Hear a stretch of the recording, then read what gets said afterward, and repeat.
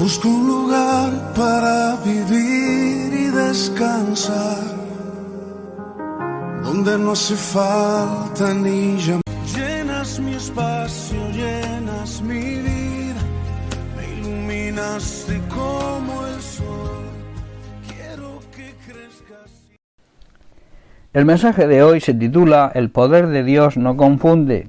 En el libro de Hechos, en su capítulo 8, leemos la historia de Simón el Mago. A partir del verso 6, dice: multitudes escucharon atentamente a Felipe, porque estaban deseosas, había un deseo vehemente de oír el mensaje y ver las señales milagrosas que él hacía, porque siempre las señales acompañan a la palabra de Dios verdadera.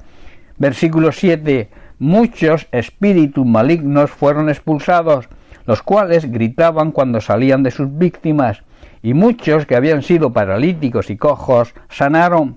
Y ahora nos vamos al versículo 9, donde dice: un hombre llamado Simón, quien por muchos años había sido hechicero, mago, brujo, asombraba a la gente de Samaria y decía ser alguien importante. Tenía a la gente confundida y le llamaban el Grande y también el poder de Dios. Versículo 12. Pero ahora la gente creía el mensaje de Felipe sobre la buena noticia, sobre el Evangelio acerca del reino de Dios y del nombre de Jesucristo. Como resultado, se bautizaron muchos hombres y muchas mujeres. Versículo 13. Luego, el mismo Simón creyó, supongo que a su manera, y fue bautizado. Comenzó entonces a seguir a Felipe a todos los lugares a donde él iba, y estaba asombrado por las señales y los grandes milagros que Felipe hacía. Versículo 18. Cuando Simón vio que el Espíritu se recibía, cuando los apóstoles imponían sus manos sobre la gente, les ofreció dinero para comprar ese poder. Aquí vemos el verdadero motivo de su supuesta conversión. Y el versículo 19, déjenme, dice, tener este poder también, para que cuando yo imponga mis manos sobre las personas, reciban también el Espíritu Santo. Pero Pedro le respondió: que tu dinero se destruya junto contigo, por pensar que es posible comprar el don de Dios. Hermanos, los dones de Dios son regalos, no se compran, y a Dios tampoco lo podemos comprar con dinero. Tú, le dijo Pedro a Simón, no tienes parte ni derecho en esto, porque tu corazón no es recto delante de Dios. Arrepiéntete de tu maldad y ora al Señor, tal vez Él perdone tus malos pensamientos. Y el versículo 23, porque puedo ver, Pedro tenía discernimiento de espíritu, puedo ver que estás lleno de una profunda envidia y que el pecado te tiene cautivo. Simón practicaba la magia y esta era la fuente de su ganancia. Vivía de eso, engañando y confundiendo a la gente. Lo mismo ocurre hoy en día. Hay una tremenda cantidad de personas que practican la magia, la brujería, la santería, el ocultismo y toda una serie de falacias que confunden a la gente. Cuando conectamos la televisión, las redes sociales, leemos la prensa, vemos que aparecen cantidad de estafadores, cantidad de engañadores, llegando a amasar grandes fortunas y que viven de la ignorancia de las personas, las cuales viven confundidas. Simón, viendo el poder de Dios que fluía de Felipe y de los apóstoles y que veía que peligraba su fuente de ganancia, porque la gente empezó a seguir a Felipe y a los apóstoles, quiso apropiarse de ese poder ofreciendo dinero para poder utilizar ese poder para su propia ganancia. Pero los apóstoles lo descubrieron, eran guiados por el Espíritu Santo que les dio el don del discernimiento, descubrieron sus intenciones y dijeron que estaba bajo el poder no de Dios, sino del maligno, y que era prisionero de su ambición por el dinero. Esto que sufría Simón era una verdadera atadura, estaba simbólicamente en la cárcel de su propio egoísmo y su propia ambición. Otro tanto ocurre hoy con la cantidad de falsos maestros, falsos pastores, falsos ministros, no del Señor, sino de su propio vientre, que viven de la religión, o sea, usan la piedad, usan la religión, usan el falso amor hacia los demás para ganar dinero. En la primera carta de Pablo a su discípulo Timoteo, en el capítulo 6, leemos los versículos del 3 al 5.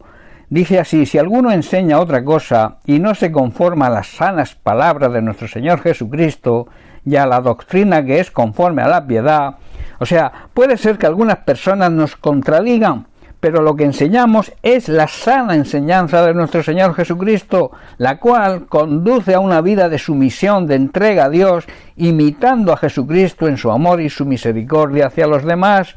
Versículo 4. Estas personas están envanecidas, nada saben, y deliran acerca de cuestiones y contiendas de palabras, de las cuales nacen envidias, pleitos, blasfemias, malas sospechas.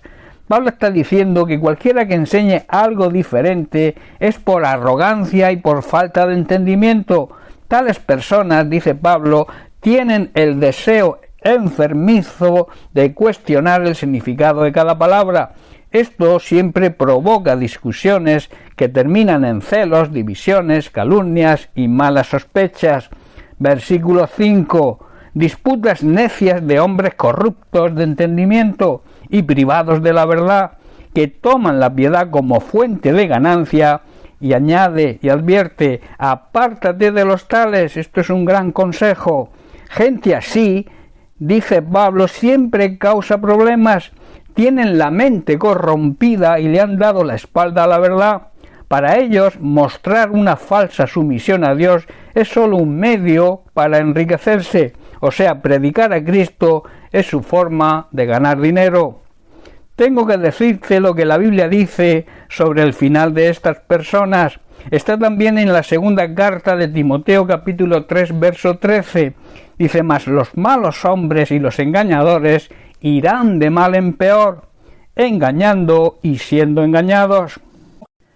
Para muchos, la cárcel no son los barrotes ni las rejas que privan de la libertad, sino que para algunos es el dinero y las posesiones, para otros el sexo y la pornografía, las drogas, el alcohol, el tabaco, porque se ven incapaces de destruir una simple cadena de humo. En definitiva, están prisioneros del pecado. El pecado es su cárcel. Todos estos barrotes, todas estas rejas suelen ser muy sólidas, que son muy difíciles de escapar de ellas, y la palabra de Dios a esto lo llama la esclavitud del pecado.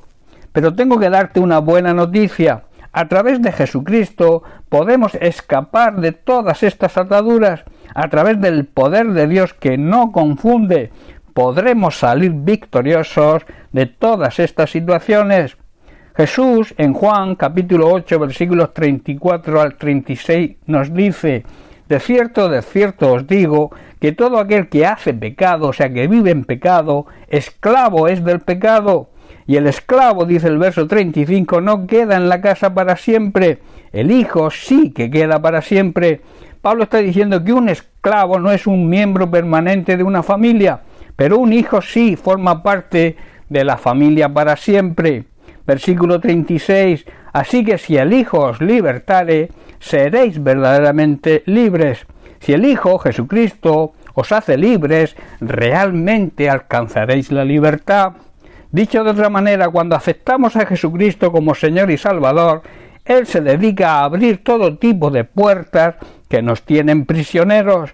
Si aún no has dado el paso de aceptar a Jesucristo como Señor y Salvador, y quieres ser libre de tus ataduras, de tu prisión, déjame decirte algo.